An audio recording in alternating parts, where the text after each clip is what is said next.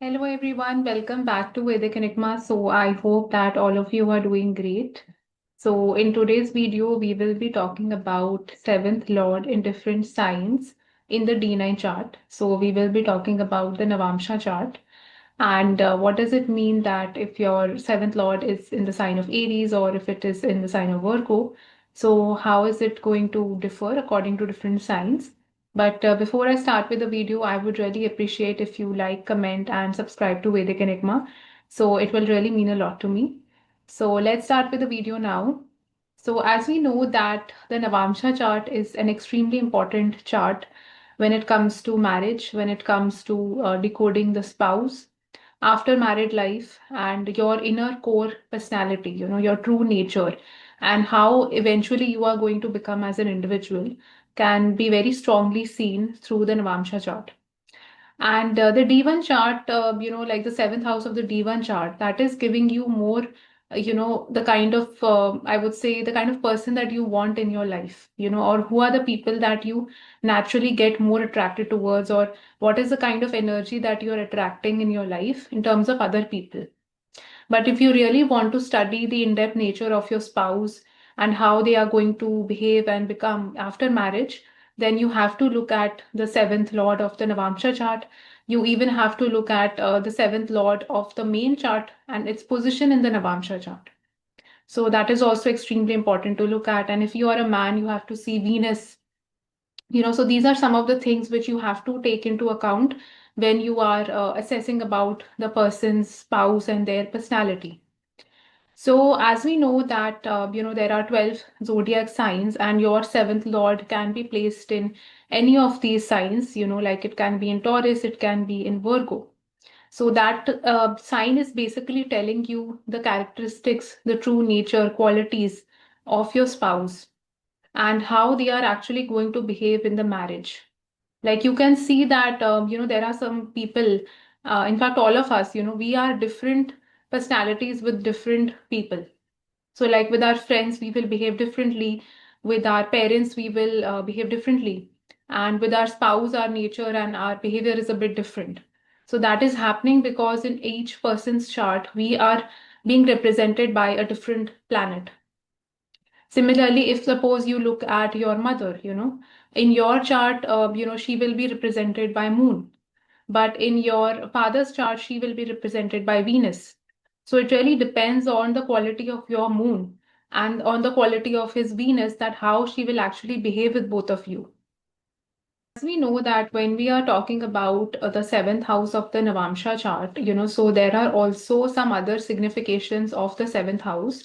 The primary signification is, of course, your spouse and, their nature, personality. And it is also somewhere denoting the married life, like how the marriage will be. Irrespective of how the spouse is, seventh house, seventh lord is also seen for the quality of the married life. So from that respect, also it becomes very important. And you can also look at the seventh house of the Navamsa chart in terms of, business, for example. Like if in the second part of life, if suppose somebody is, going in for a business or for a partnership, something like that. So in that also you can look at the seventh house, seventh lord of the D9 chart also. And sometimes you will see that when you take into consideration a culmination of all the charts, like for career, primarily you have to look at the D10 chart.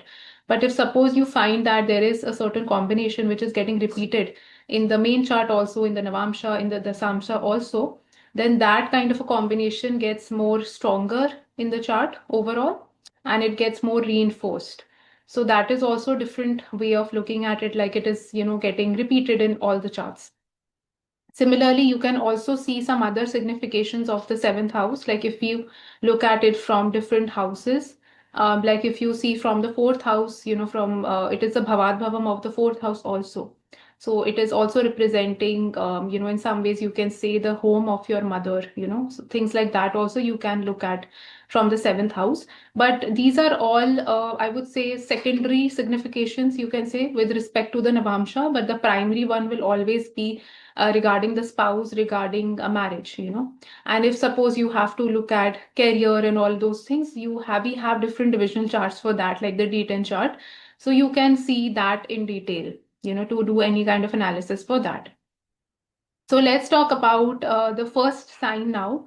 So suppose the seventh lord of your Navamsa chart is placed in the sign of Aries, then what does it mean? So like we know that Aries is the first sign of the zodiac belt and it is ruled by Mars. So it has a very impulsive, very high energy kind of, you can say, characteristics, and it is a sign which is always very movement oriented. There is always some or the other activity that is happening in this sign. It is not at all fixed and it is not at all stable in that sense. So, firstly, it shows that there is a lot of movement, there are a lot of changes that are always happening in the person's married life. Now in which direction the changes will be, that will really depend on the dignity of Mars and, other things like the quality of the seventh house and the planets that the seventh lord is conjunct with. But we can say that there are always a lot of ups and downs or changes, fluctuations that are constantly happening in the married life. And with this, we also see that the spouse himself or herself is somebody who can be like a very ambitious person, somebody who is a go-getter and is very active by nature. So it does not show somebody who is very passive and loves to just, relax at home and loves to sleep. So it shows somebody who has this very active, go-getter kind of an aura, even if it is, it could be somebody who is not doing that much, I would say, professionally, but still the person will be very active in general. They would like to take care of themselves a lot. They would like, to go out a lot, explore new things. So that childlike nature is always there, to try to experiment new things. So that is the basic innate nature of the sign of Aries. And we also see that this sign is a very courageous, a very bold sign. They are not scared of taking challenges. Sun is exalted in this sign. So there is also a lot of power, a lot of courage, which we associate with the sign of Aries. So it shows that if Mars is actually in a good dignity, and this particular planet is very strong in Aries. Like suppose you have Sun, as your seventh lord, and Sun is exalted in Aries. So it shows somebody who can have this overpowering, kind of a demeanor to them. And they are not really people who would listen to the other person very easily. They can be stubborn also, they can be opinionated, and they will be very bold and courageous in whatever they do. So this is the kind of person that you will attract. The extremely positive side of Aries is that they are people who are never lazy, so they take a lot of responsibilities on their head. And even in marriage, you will see that they can do most of the work, that maybe they can help you a lot with that. So that, orientation to help others, to be the first person to, go out and do any kind of help is also very strongly associated with the sign of Aries. But the downside is that they can be blunt, they can be very straightforward. Maybe some of the way that, like the way they deliver their words to you or they communicate might not be the sweetest words. They don't like to beat around the bush, so they are very clear and to the point with respect to whatever they will speak. So that is something which, you will observe in these people. And the spouse, in terms of their physical appearance, can also have a bit of like reddish complexion, to their personality. They can be short in height. So these are like some of the things which you can associate with the planet Mars also. So that, so something will be there which will really strike you, like in terms of their physical appearance. It can be their hair, it can be the eyes, something will be there which will be very pronounced. So that is something which we see when the seventh lord is in the sign of Aries. And in this, it can even indicate that after marriage, happens, there can be a lot of changes in the person's life also. Maybe their relationship was, they were together when then something happened and they had to maybe go to a different city or to a different country. So the relationship got converted into a long distance kind of a thing. So that is also a change which is happening. The relationship is going through multiple phases. So something like that also you can experience with this. And if suppose you have Venus somewhere associated with this Aries, like if suppose your seventh lord is, ruled by Venus, so it can even indicate a very passionate kind of a marriage. Like the spouse can be very charismatic, very charming by nature, so some very romantic and, so that kind of a nature also it can give. So if you have planets like Sun, Mars, already very heated planets in the sign of Aries. So you can expect like a double Mars effect, kind of a thing. And if suppose you have maybe a planet like a moon, ruling the seventh house and going in the sign of Aries, so it can indicate like some kind of emotional volatility is there, in the person. Like they can maybe get irritated really quickly. So something like that you can see. Now let's move to the second sign, which is the sign of Taurus. So if your seventh lord is, ruled by whichever planet, but if you see that it is going in the sign of Taurus in the Navamsa chart, then what does it mean? So as we know that the sign of Taurus is originally represented by the second house, and it is the planet which it is a sign which is ruled by the planet Venus. And this is a very earthy, materialistic sign. It is a very fixed sign. It is again very stubborn. That is a common thing between Aries and Taurus, that they both are very stubborn signs. And Taurus also has this beauty element associated with it. Like Taurus is a very beautiful sign also. So they get more attracted, like the spouse can get very attracted towards aesthetic, beautiful things in general. And they have this quality of being very creative, because moon gets exalted in the sign of Taurus. And it is also a very sweet sign, so something about the spouse can be there, like especially if you have planets like moon or Venus in the sign of Taurus, even Mercury, it can give like a beautiful voice, to the person's spouse. It can make the face very beautiful, so something about them is there which is very pretty and good looking. And the spouse can also be very fond of money, like in general, like materialistic things, anything which has to do with maybe perfumes, maybe related to grooming. So they are actually very passionate about those things. And you will also find a person who is very family oriented, like they would definitely want a family, and they like to take care of people, so that community thing is very important for them. So suppose if you find that planets like Venus, Rahu, Mercury are occupying the sign of Taurus, like even you can consider Rahu also. If suppose your seventh lord, has a sign of Aquarius, so Rahu is kind of co-ruling the seventh house. So if materialistic planets like these go in the sign of Taurus, so it will definitely show somebody who is more materialistic, by nature. And so this will be more compared to planets like maybe Sun going in Taurus, or planets like Saturn or Mars going in Taurus. So that is something which you will see. And also with respect to, like I said, that this is also a very stubborn sign, so they are not really people who I would say are very easily convinced by you. So sometimes, especially planets like Sun and Mars occupy the sign of Taurus, so it can be difficult to convince these people. And they will definitely be very emotionally caring, from inside. They are very nurturing by nature, and very protective about their family and about their friends and their community. So that is again a trait which you will very strongly see with respect to this sign playing out.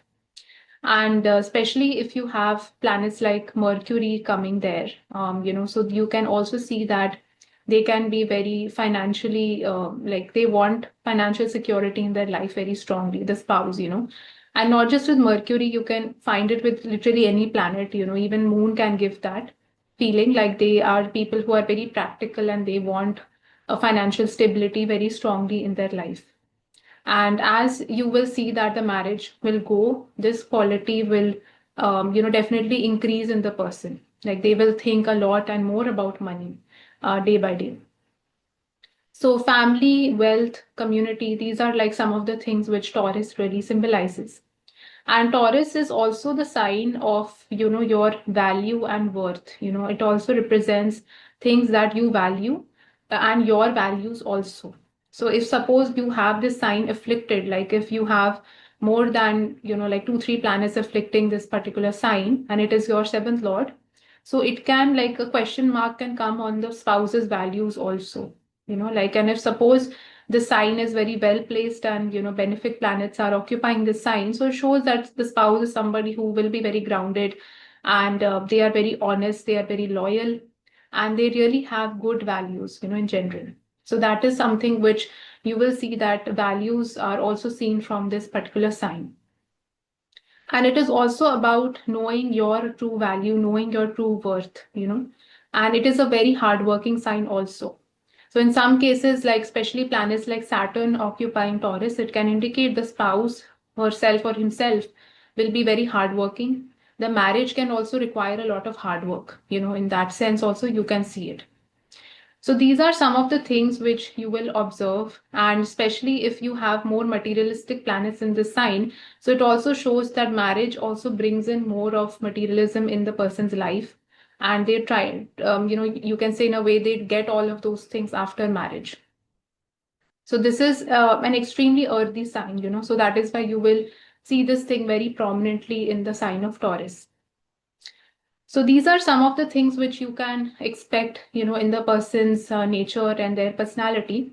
But definitely it is a very sensible sign also. Taurus people are not people who would just be very reactive in that sense. Like Aries is a very reactive sign. So they are people who are very balanced. They would definitely listen to you. They have very high level of empathy for the other person. But if suppose they have decided that they want to do something or they don't want to do something, it is very difficult to convince them. So that is something like some kind of rigidity you can experience with respect to this sign. And also in the marriage itself, you can see that these things will somewhere play out more, like things connected to family, things connected to food and pleasure and, going out, enjoying life, because that is the kind of theme which this sign really symbolizes. So let's move to the next sign now, which is the sign of Gemini. So Gemini, as we know, it is a dual sign and it is ruled by the planet Mercury, and it is originally falling in the third house. It falls in the third house, and third house is connected with your communication, and it is again a very movement oriented, house and a movement oriented sign. There is always something or the other which is, going along with this sign. So this kind of a duality, it can have multiple meanings. Sometimes it can indicate that the duality is there in the marriage itself, which is not a very good thing. But you have to look at other combinations also for this.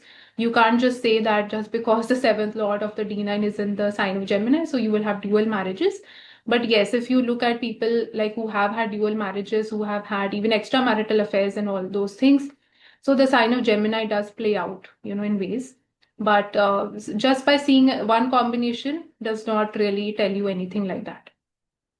So this particular sign, if you see, like I said that, it is a very hyper active kind of a sign also. So, how do you see that in the D9 chart? Like the spouse himself or herself is somebody who is not very stable as a person. I mean to say that they are very hyper from inside. They are like a child, they want to always go out. They can't really sit at home. They can be very talkative. They are always involved in a lot of things. So that is the kind of nature, personality you can expect, out of the person. And for Gemini, it is very important that they always have to be interested in whatever they are doing. So curiosity, interest becomes very important aspects of the sign of Gemini. So suppose if you, your spouse is doing something which does not really interest them, does not make them curious, they will not be able to sustain that for a very long period of time. Because, like they need to find something which gives them that adrenaline rush, or you can say which always sparks their attention or makes them more curious. That is extremely important for them. And even in the marriage itself, you will find that traveling, communication, exploring different things, trying out different things in life becomes very important or a key aspect of the marriage itself. If that flavor and that spice is not there in the marriage, then the marriage also sometimes feels very boring. Especially if you find that Mercury is very strong. Like suppose Mercury is ruling your seventh house and it is going in the sign of Gemini. Or you have Venus or Moon ruling the seventh house and it is going in the sign of Gemini. So all these things will become very, very more prominent, in your life and even in the spouse's life. And you will find that with this, the spouse can also be very intelligent, as a person, because Gemini is also a very intelligent sign. especially if it is, being aspected or occupies the sign of, or planets like Jupiter, Mercury, Sun. If like planets like these or a combination of these occupy the sign of Gemini, it can produce somebody who is very sharp, who is very witty, who is very sarcastic. So these are the qualities which you will definitely find in the person's personality, in the spouse's personality. And Gemini is also a sign which, like I said, it naturally controls the third house, you know. So third house is also connected with your expressions, how you are communicating or how well your expressions are in the marriage. So if you find that this particular sign is very afflicted, like if Saturn, Mars, Ketu are occupying this particular sign, so you will see somewhere in the marriage, expression can become a challenge. Like you are not able to communicate well to your spouse, or that expression or free flow of communication, free flow of thoughts is not being there.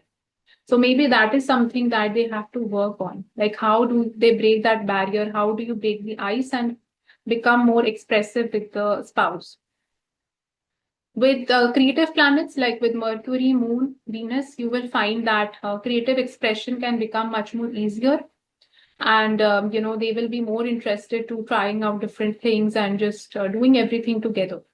So with this sign being your seventh, like if your seventh lord is going in Gemini, you have to ensure that whatever you do in the marriage, you have to do it together. You have to do it as a team.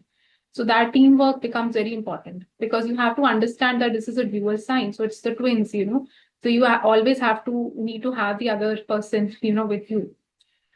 So these are some of the things which you will observe with the sign of Gemini. So now let's move to the next sign, which is the sign of Cancer. So suppose you find that the seventh lord of your Navamsa chart is placed in the sign of Cancer, then what does it mean? So Cancer, like we know, it is the original fourth house, and it is ruled by the planet Moon. So it's a very emotional kind of a sign, and it is a sign which has a lot of depth in a way also. Depth in the sense that there is a lot of things that the spouse feels or cares about. So if suppose you have planets like Moon, Jupiter occupying the sign of Cancer, so it can indicate somebody who is very caring, who is very thoughtful as a person and is very empathetic. If you have similarly malefics occupying the sign of Cancer, like you have Rahu, you have Saturn, or you have Ketu, Mars, then it indicates that the spouse somewhere does not understand emotions that well, does not understand that they have hurt the other person's sentiments. So certain challenges of that sort can come in the marriage.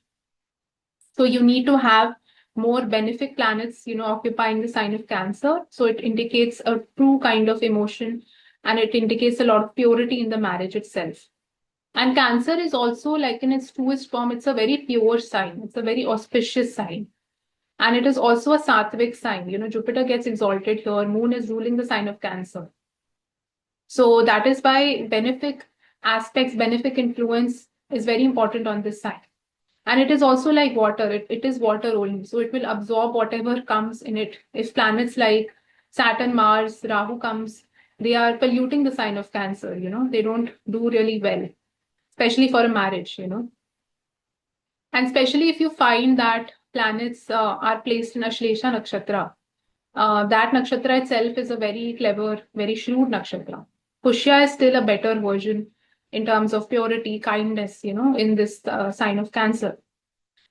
And we also see that the spouse is somebody who is, again, a very family-oriented person. So they are people who definitely care a lot about, other people a lot. Not just about their spouse, but in general about the family also. And somewhere there are people like who would maybe sometimes not express, whatever they are feeling, but they would try to show it through other ways. They would not say it that much, but maybe through their actions, they are communicating that thing. And it is also a very intuitive sign, so it is very emotional, it is very intuitive. So the spouse can also have a very high level of intuition or a high level of sensing things around them. So that is something which you will see in this sign. And we also see that, the sign of Cancer is connected very strongly with home. It is connected with mother or having like a motherly kind of an instinct. So in some cases, you will see that The spouse can be like a mother, to you, or they are taking care of you like a mother. So they are doing things selflessly for you. So that kind of a nature you can expect from the sign of Cancer, provided that again good planets, benefic aspects are falling on the sign of Cancer. And this is also the sign which, like I said, that whichever planet goes here, the energy is getting absorbed very quickly because it is a water sign. And that is why if you have even planets like Jupiter, Venus, Mercury, even though Mercury is not very friendly to this sign, but if you have more benefic planets, then you can say it is like a good water. It is like a pure water. But even one malefic comes here, like suppose you have Jupiter, Venus here, but Rahu joins them. So Rahu will definitely now pollute this sign. And especially with this kind of a combination, it will also create something like a Guru Chandalu. So even though Jupiter is exalted, but it will try its level best to control Rahu, but still Rahu will try to, bring in some kind of I would say, negative energy to this sign. That is something that you have to be a bit careful about.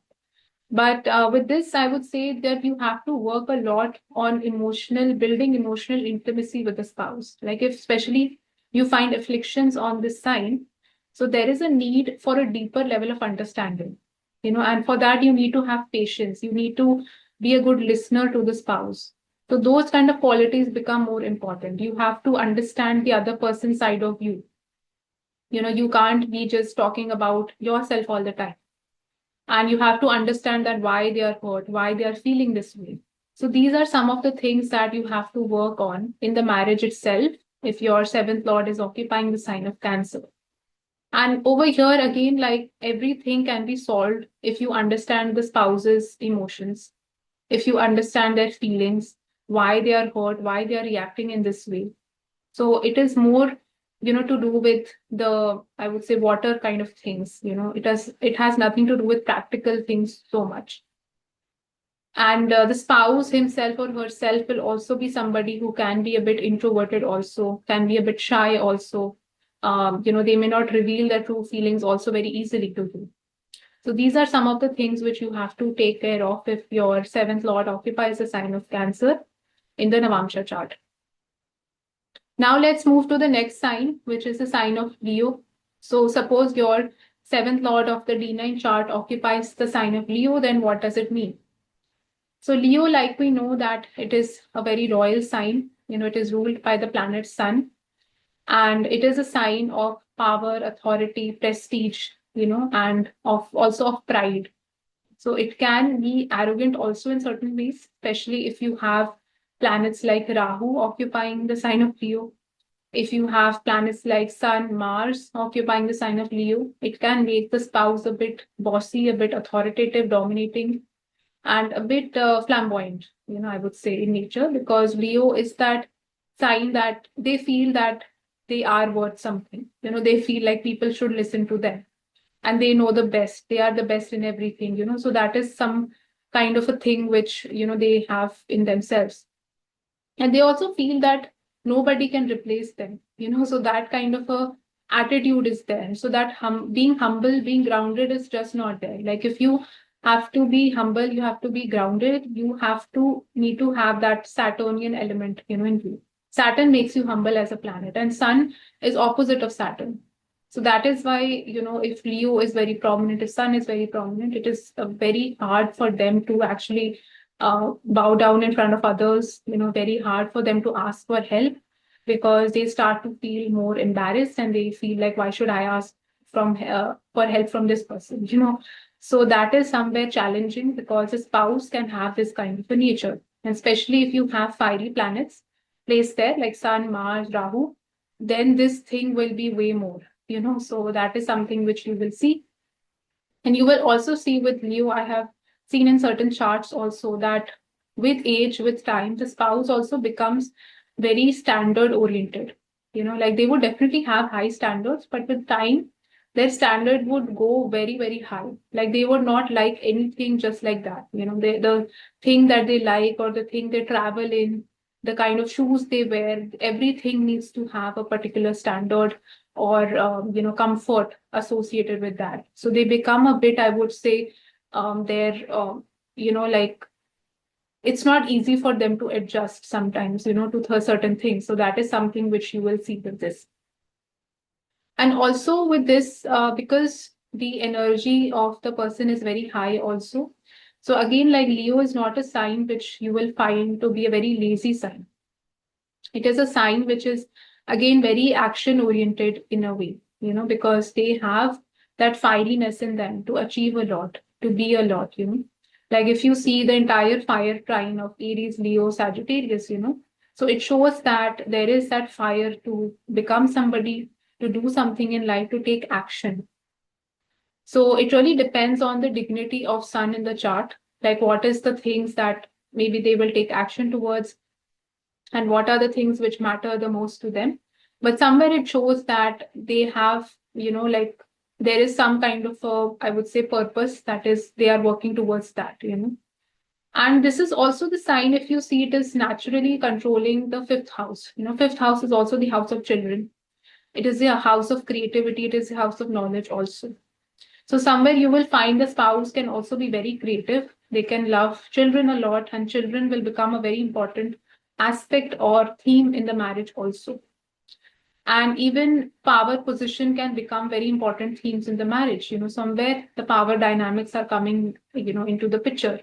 Maybe one party, like the spouse or, like the husband or the wife, one of them has a higher power, authority because of their background, or the other person does not. So some kind of a thing like that can also play.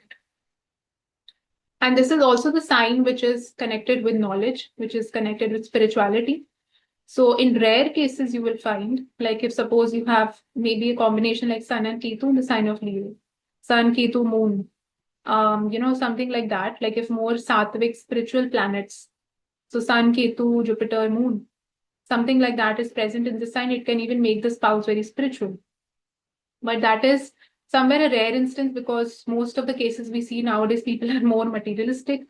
So this sign is working more towards gaining that power position authority. It is working less towards being more spiritual as a person. So these are some of the things which you will see with the sign of Leo. And again, with this combination, the spouse definitely has to learn to let go of their ego also. They have to learn to be more, I would say, empathetic towards the other person. They have to be good listeners also. That part also becomes important, or it becomes a lesson for them to learn. Like they can't be always right, or whatever they feel should be done will always not be done. So also with the sign of Leo, you will observe that this is very strongly connected with your prestige, with your pride, with your honor. So the spouse will constantly have this thing, like they will care a lot about these things, their image and what people think about them, what people are talking about them. So all of these things will affect and impact them a lot. So somewhere this can also impact the marriage in a way, because opinion of other people and what the society is thinking and all of these things are mattering a lot to them and also to the marriage.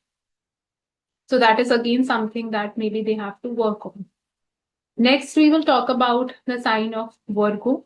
So if your seventh lord of the Navamsa chart is placed in the sign of Virgo, then what does it mean?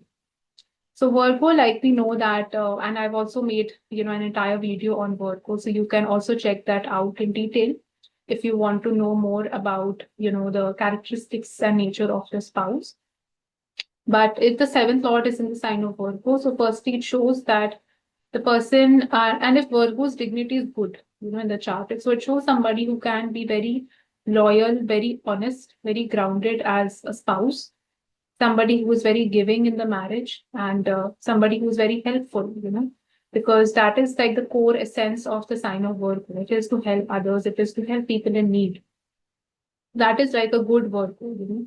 And if Virgo's dignity is not good, if it is not behaving in the best manner, if like suppose you have Rahu, Ketu, Saturn, Mars afflicting Virgo, and then your seventh lord is in Virgo, then it can maybe show somebody who has a lot of this argumentative nature, because it is also the sign of arguments, it is also the sign of disputes, and also of hurdles and challenges. So the same Virgo can also give a lot of hurdles and challenges in the marriage. It can make the marriage very argumentative also at times. So again, it really depends on the kind of quality of this planets, like which planets are occupying the sign of Virgo, and what do the planets really mean.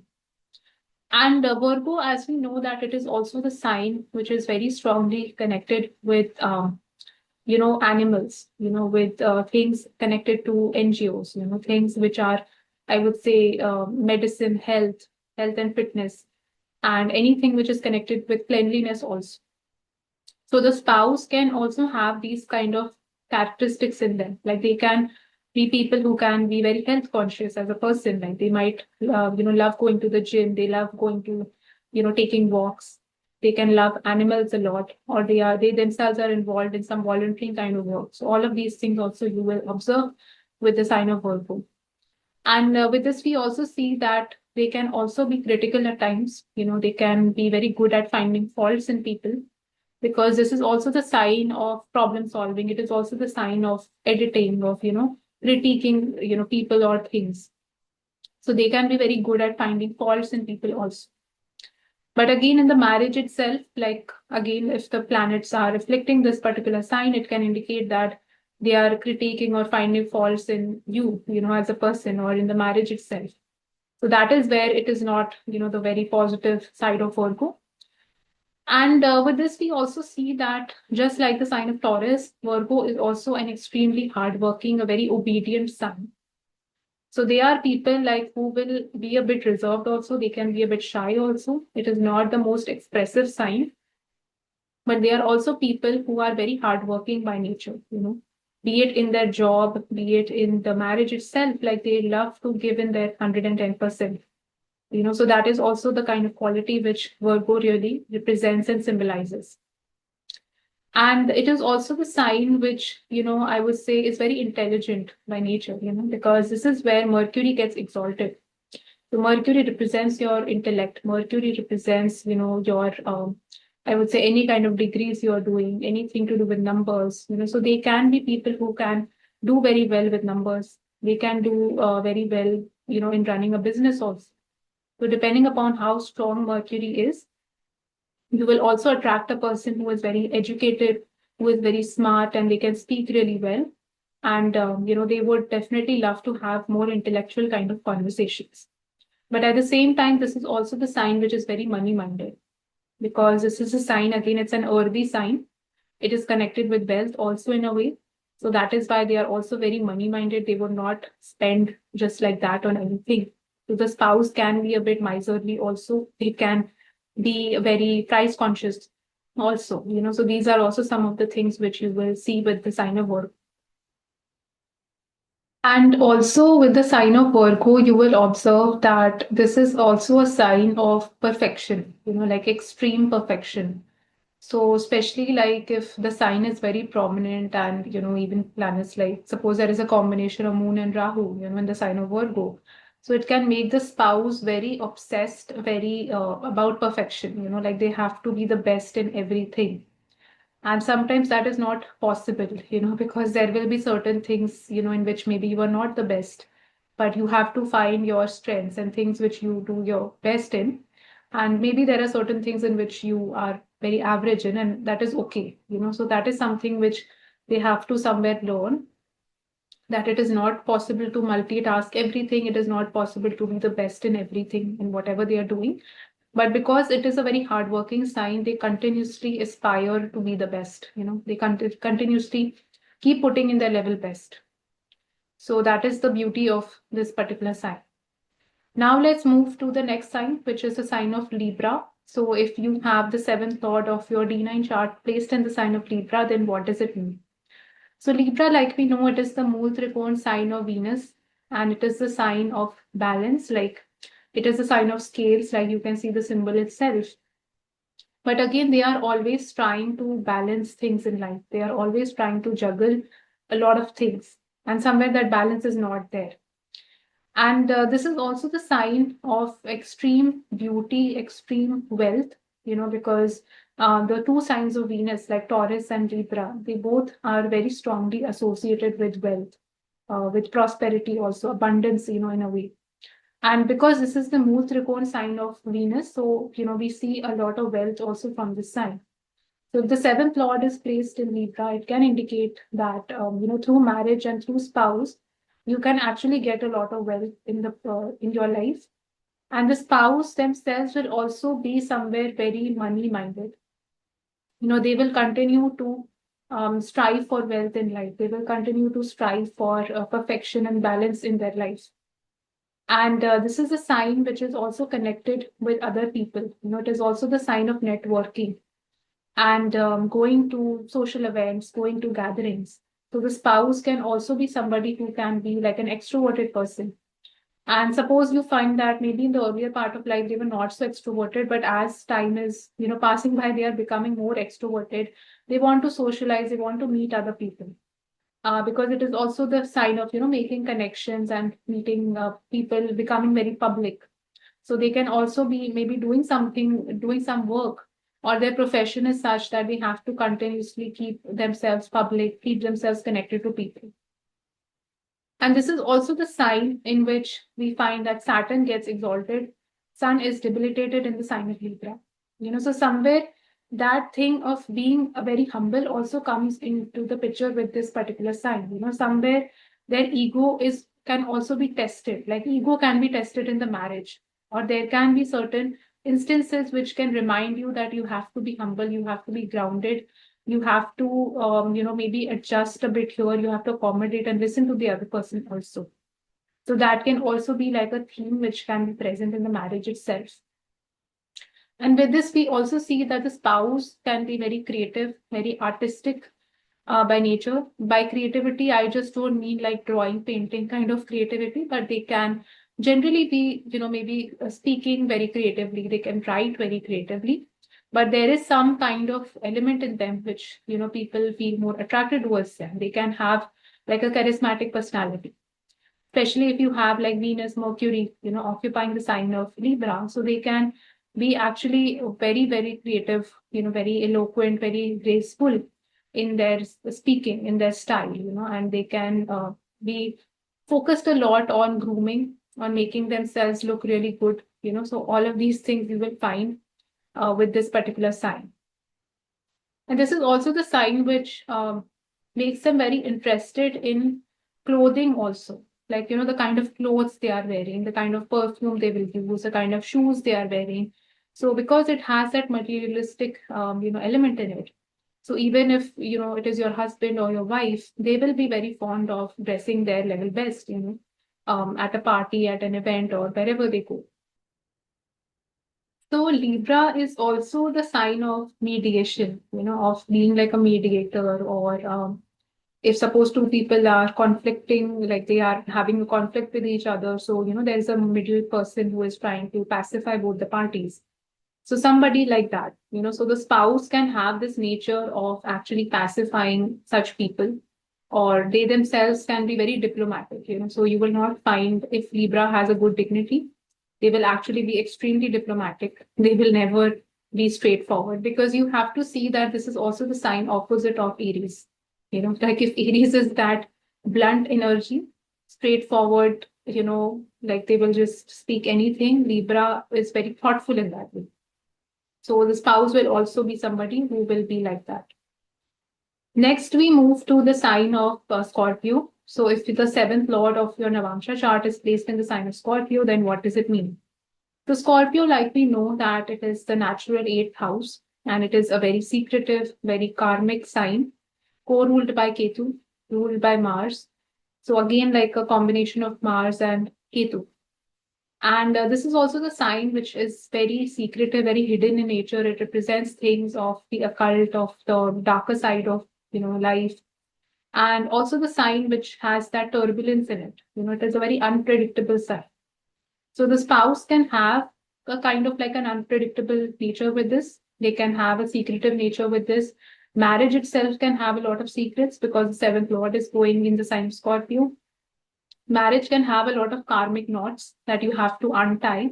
There is a lot of work, or kind of like a deep emotional cleansing that has to be done in the marriage also. A lot of times, there are certain things which keep happening in the marriage and they are being repressed. They are being put under the carpet. They are not being addressed. and then one day it explodes, because so much has happened. So something like some energy like that it shows in the marriage or in the person themselves. Like the spouse can have this nature, like, something happened and they did not speak, they did not express, they did not tell it to you. And then another thing happened. And like this, that has been going on, for a long time. And then suddenly they react, and then everybody's like, what happened? So that is why with this person, you constantly have to keep introspecting in the marriage. You have to constantly keep digging for things, which you can't really see on the face of it, but there can be certain things which, really have to be worked upon. It can be deeper issues, it is not something which is very superficial. It may not even be something which is very visible, but the marriage is still having issues. So it can indicate some deep rooted issues like that. Now, it is every marriage will have different type of issues, but it is up to you and both the people to actually see what the issue really is. And with this, you will also see that again, it has a Mars Ketu energy. So it has a blunt energy. So the spouse is again not somebody I would say like a very sweet diplomatic person. So definitely not like would be opinionated in a way, but maybe not so opinionated like Aries. Aries is like a very, very extroverted, blunt energy. This is more of an introverted blunt energy. Like if that is how you have to explain or understand these signs. And Scorpio is also a very deep sign. It thinks a lot, it overthinks a lot. So the spouse will have this tendency that, they if you are not maybe treating them nicely or somewhere they were mistreated or something happened to them, they will overthink, overanalyze that thing a lot. And that is one of the reasons why this thing becomes so big in their head, and then they don't address it because they have that tendency to keep things hidden. So that kind of a temperament, or these are like some of the things which you have to be a bit careful of. In terms of other things, like other themes of marriage, this is one of the things which like keeping things hidden or repressed things. Other things can also be connected to sexuality or sexual things in the marriage can also be somewhere important things or important areas to address, which are maybe not being addressed because Scorpio is also a very sensual, secretive, sexual kind of a sign. It is naturally carrying the energy of the eighth house. So especially if you find like Ketu over there, again, like this sign is very afflicted. So it can indicate certain issues of that type also. So you also have to see that which are the planets that are occupying the sign of Scorpio. And the planets themselves can also reveal that what are the deep rooted issues. Like, suppose Moon being the seventh lord is occupying the sign of Scorpio, maybe it can indicate something connected to emotions. If Venus is connected with Scorpio, maybe it can actually indicate something connected to the sexual part of the marriage or the relationship itself. So, like this, you have to see planet to planet also. Mercury can indicate something to do with communication, something to do with expression. And but it shows that this sign is a bit awkward. It is not the most expressive sign out there. It hesitates. It takes its time. So that is the kind of energy which the sign naturally has. And you will see with this that because that unpredictability is there, suddenness is also there. So suddenness and sudden events can also happen in the spouse's life, or their life can also go through a lot of transformations. The marriage itself can also undergo a lot of transformations, a lot of changes. And these are like really big shifts, really big changes, because Scorpio has that karmic energy with it, which Aries does not, but Scorpio has that. So that is something which you have to really see. And definitely, this is a placement which can also indicate in a way that the marriage can also transform the person. The spouse can transform the person, or something has happened in the person's married life which has completely changed the way they view life, maybe completely changed the way they view situations in their life.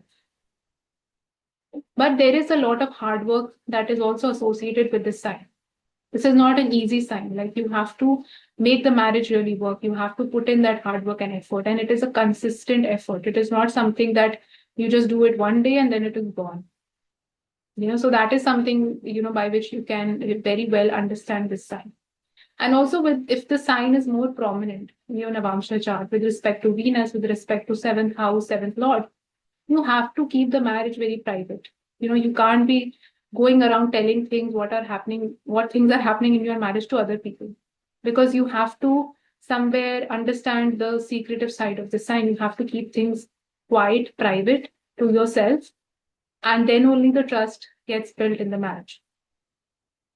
So moving to the next sign, which is the sign of Sagittarius. So if the seventh lord of your Navamsa chart is placed in the sign of Sagittarius, then what does it mean?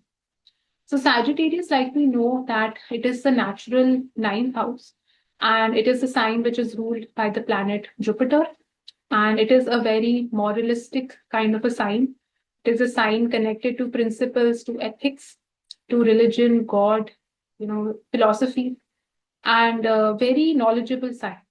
So firstly, the spouse is somebody who has a very high level of knowledge, higher intellect. They are always moving towards the higher plane in life. They are not really people who would go around gossiping about, what is happening, who is saying this thing about who. They are people who are always feeling more elevated when they are getting inspired by other people. When they are getting something, getting some new knowledge, some new source of wisdom is coming in their lives. So that is a kind of core personality the spouse really has. In other ways, they can also be very religious. They can be God fearing. They can be people who would love to travel to different countries. So they are always doing some of the other activities which are always broadening their horizon. They like to stay updated with the current trends and what is happening in the world. All the geopolitical kind of stuff comes under the sign of Sagittarius. Something which really makes them, I would say, um, gives them growth in life, because Jupiter is also the planet of growth and wisdom. So they have to do something in their life which really brings them on that path of growth. And that is a really good source because, that is something which will help the marriage also, which will help you also. So the spouse is maybe so knowledgeable and they can guide you really well in life. They can guide other people really well. They can inspire people. They can motivate people. So that is the kind of aura personality that, we are looking at. And also with this, you will find that the spouse will not at all tolerate dishonesty, telling lies and things like that, which go exactly opposite to what Jupiter really represents. So you always have to somewhere obey the society. You always somewhere have to obey, the unwritten rules. Because if you start to spoil the signification of the sign of Sagittarius, a marriage, the foundation of marriage also gets spoiled. And if you find that the sign is afflicted, like if you have Rahu there, if you have Saturn there, if you have Mars there, then it shows that there can be certain blemishes in the marriage. Like, there have been things which, should not have been done in the marriage, but they have been done. So that is why the malefics are afflicting this particular sign. If you have Jupiter there, it is, wonderful. If you have Sun there, it is really good. So if you have benefic, strong planets, which again align with the energy of Sagittarius, and that is excellent to have. But if you have malefics there, not a really good sign. And especially if you have malefics there, you have to ensure that you have to really keep the moral roots of the marriage very strong. Because this is a sign which is based on fundamentals, which is based on core, moral principles. So you can't really shake, those things because it shakes the foundation of the marriage also. And this is the sign, if the sign is more prominent, you have to explore more with your spouse. You have to travel the world. You have to explore different cultures. You have to maybe learn new languages or whatever. But something has to be done with the spouse, which really helps you to broaden your horizon. So now let's talk about the sign of Capricorn. So if the seventh lord of your Navamsa chart is placed in the sign of Capricorn, then what does it mean? So Capricorn, as we know, it is the original 10th house and it is the most powerful house, and it is the house which is connected with power, position, authority, status, reputation. And Capricorn sign is also a very hardworking sign. It is very laborious in nature and it is ruled by the planet Saturn. So firstly, it shows that the person, like the person's spouse, is can be a very hardworking, very disciplined, dedicated kind of a person. So they are people who would be very sincere, honest, in the relationships and in the marriage itself, and they are willing to put in that hard work, because they are very realistic about life. So if you try to understand the partner more, you will realize that they are not really people who get impressed by very fancy things, or like if you just give them something nice. They are people who would actually see the real efforts that you are putting in the marriage. Were you with them when they needed you the most? Were you with them when difficult times came in the person's life? So these are the kind of things that they value a lot, and these are the kind of realities which they are constantly dealing with. So, because maybe a lot has happened in their life also, because of which they have become very practical, very realistic, and that is how they want to be in the marriage also. So, at times you can say that the person's spouse may appear a bit cold. They are not the most jovial, fun loving kind of people, but they are people who will be with you when you need them the most. You can really rely on them because they have seen so much in their life, they have been through so many experiences that they really know that how it feels like.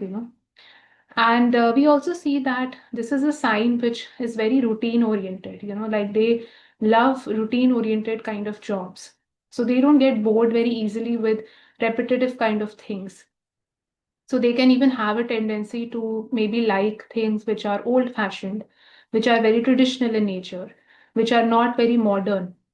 So they don't really get impressed by all the glamour and like the new kind of things which are coming along. They really value the things which were very which date back to when they were small, and like those memories, those experiences, maybe the way that people used to dress at that time. So these are the things which they cherish the most in their life. And again, they are also very sacrificial in nature, in the sense that they are willing to put in a lot of hard work and effort for the marriage and for you. So they are definitely not people who are very lazy or who would just relax and let you take all the responsibility. Especially if you find like you have Saturn placed in Capricorn, you have Mars in Capricorn, like Mars would get exalted, Sun in Capricorn. So you will see that they would also be a bit authoritative in that way, like they would care a lot about their reputation, their image, and the status part will matter a lot to them. But they are also people that you can really trust them, like they will definitely do the job. So this is the kind of orientation that these people have. So, especially if you have soft planets placed in Capricorn, like you have Jupiter placed there, Jupiter gets debilitated. Even Moon is not very happy in Capricorn. Venus is also not very happy. So, all those happy-go-lucky, jovial kind of planets, they become more sad in Capricorn. So Capricorn really needs, planets like Mars, Saturn, and even Sun, that are more strong-willed. So then it performs at its level best in that way. And this is also the sign which is original 10th house. So 10th house is also connected with your career, with your karma, and your seventh lord of the Navamsha is getting connected with Capricorn. So it tells me that the marriage also has to do with a lot of karmic things, in that sense that there is a lot of hard work that is involved in the marriage also to sustain the marriage. It is not going to be a bed full of roses. There are things, serious matters that need to be discussed. So, in that respect, marriage can sometimes have that seriousness also. You can feel that all that fun and like joyful things are not so much present. But these things are also very important to build a very strong foundation for the marriage. Spouse themselves can also be people like who can be workaholics also. So suppose you find like a combination of Saturn and Mars in Capricorn, like you have even Rahu there. So it can make the person who is very ambitious, who is very go-getter, even if it is a female or a male, like your husband or wife, they both can be people who will care a lot about doing well professionally. And even marriage can have like themes of profession and career also coming along. Like with the spouse, you can maybe get a lot of guidance and help as to how to improve yourself professionally, how to become more ambitious in life. So this person can also motivate you, inspire you to become more hardworking in life, to become more disciplined in life, and to do your well professionally. So this is what the marriage is all about, and this is what this person is all about. And if you really want to improve the marriage itself, never stop working hard in the marriage. You have to show up when they really need you the most. because this is a kind of sign, like it is ruled by Saturn, and you have to see that Saturn really rewards consistent efforts. Saturn as a planet is not impressed by fancy gifts, or it is not impressed by, you showing a lot of love and fakeness, to the other person. So you have to be true, you have to be honest, you have to be real with your spouse. That is the most important thing in this respect. Now let's move to the next sign, which is the sign of Aquarius. So if the seventh lord of your Navamsa chart is placed in the sign of Aquarius, then what does it mean? So Aquarius, as we know that it is the original 11th house, it is the sign ruled by Saturn, it is co-ruled by Rahu, and it is the sign which is connected with growth, with ambition, with desires, like getting all the nice things in life, So that is Aquarius. Aquarius is also about networking, socializing, and meeting new people. And it also has that energy of collective, like it is a community, it can also represent a large organization. And when the seventh lord is getting connected with Aquarius, so firstly, it can indicate that marriage itself is leading towards growth. There can be a lot of fulfillment of desires that are happening through the marriage, or marriage is also making you more greedy in a way. Like, from the spouse, from the marriage, you are expecting a lot. You have very high hopes and expectations from the person also. So it can indicate something like that also. You also have to see in this that which planet is more prominent, which planet is more stronger. Is it Rahu or is it Saturn? So with Rahu, you can expect more materialistic kind of ambitions, desires, that kind of growth can also happen.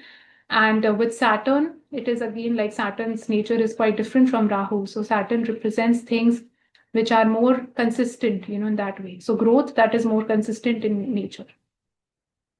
And Aquarius is also connected very strongly with socializing, with going to events and partying and networking, those kind of things.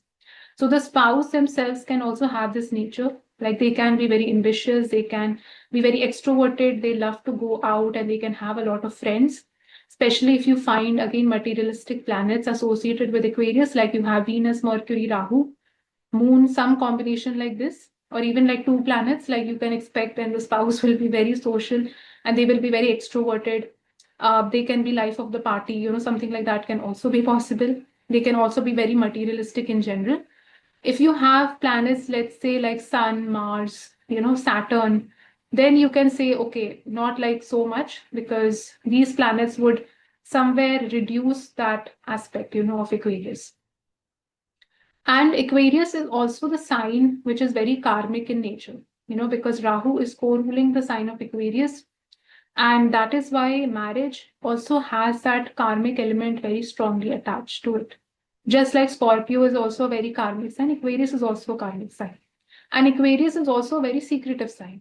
So you will find with this that the spouse themselves can also be very secretive with this. Especially if you find Shatabhisha Nakshatra very prominent, so you can see this thing more. Spouse can also be very cunning, with Aquarius.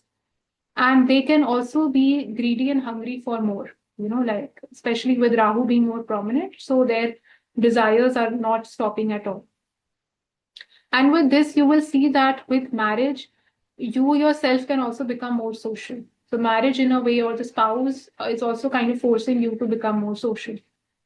So that is also something which you will observe with the sign of Aquarius. Now let's talk about the last sign, which is the sign of Pisces. So if the seventh lord of your Navamsa chart is placed in the sign of Pisces, then what does it mean? So Pisces, as we know, it is the last sign of the zodiac belt. It is connected with the 12th house. It is the sign in which Venus gets exalted and Mercury gets debilitated in. It is the house and sign of isolation, of stepping away from things. And it is the sign of endings, like something which is about to end or exits, So that is something which Pisces really means. And it is also a very giving sign, in the sense that it is very selfless in nature. So any kind of unconditional love, anything which is connected with, not expecting anything out of the other person, but genuinely giving away things is connected with Pisces. So especially if you have benefic planets here, like if you have Venus, Jupiter, Moon, even Mercury for that matter, if it is a benefic, You will see that the spouse will be very giving towards you. They would do things out of the way for you. They are very benevolent, very kind-hearted, and in general, they like to donate things to people, and they are always very charitable by nature. So that is the kind of spouse you get, and very sattvic, very pure, because this is also a very pure sign, just like the sign of Cancer. And if suppose you have malefics there, then the story changes. But this is with benefic planets. And also you will see that this is a sign of oceans. It is a watery sign. It is a sign connected with anything which is very vast, which is very wide, and with your imagination, with your intuition. All of these things are connected with Pisces. So especially with benefics, you will find that you can be very intuitively connected with your spouse. Like if you suppose have Moon placed there, you have Jupiter placed there, you have benefic aspects on Pisces, you are very intuitively or at a soul level, you're connected with the spouse. They may not even say something and you already know what they are feeling. That is the kind of connect you have with, your husband or wife. And the same is not the case with malefics. Malefics would not give you intuition and they would definitely mean something else. And if suppose you have malefics there, then it is a challenge to get that intuitive connect with spouse. It is a challenge to be very charitable, like if you have Mars, Rahu, Saturn, the spouse can be more cunning in the sense that they will not be more charitable towards you. So benefics give you that nature, malefics will not. And we also see that this is a sign connected with imagination also. It is connected with sleep also. The spouse can have a very good level of imagination. They love to sleep a lot. So they are people who are very relaxed. They are very peaceful, calm people. They like to chill a lot in life. They don't like to take a lot of stress and responsibilities. And they are people who are just always in a very good mood. So that is the original true nature of the sign of Pisces. And they are also people who can be more spiritual in nature than being religious. Because Pisces also has that Ketu element in it, Ketu and Jupiter kind of element. So it makes the person more spiritual. They treat everybody equally. They are very humble, very non-judgmental, very much opposite of Virgo. So they are not finding faults in people. They treat everybody nicely. And it is a very soft sign. It is not at all a harsh sign. So they will be people who will talk to you also very nicely. And again, like with Pisces, like I said, that it is also vastness, it is also oceans. So there, like I would say, thinking can also be very vast in that sense. Like they are not people who would think in a very constricted manner. A lot of times there are people who have a very small, narrow approach to viewing things. They don't think big, they don't think beyond something. So with Pisces, that nature is not there because they are always thinking big. They are always having a very wide, approach towards life. If something, wrong happens to them, they would not crib over that one thing because they are looking at, oh, if one thing like this happened to me, there are also 99 other good things that happen to me. So instead of like looking at the negatives in life, they are always focusing on the positives. That is a positive Pisces. So in that ways, if the Pisces sign is performing well, it will make the spouse very optimistic, very positive in nature, charitable and benevolent.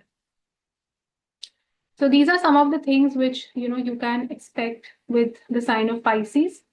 And I hope that you learned something new from this video. And thank you so much for watching and see you all the next time.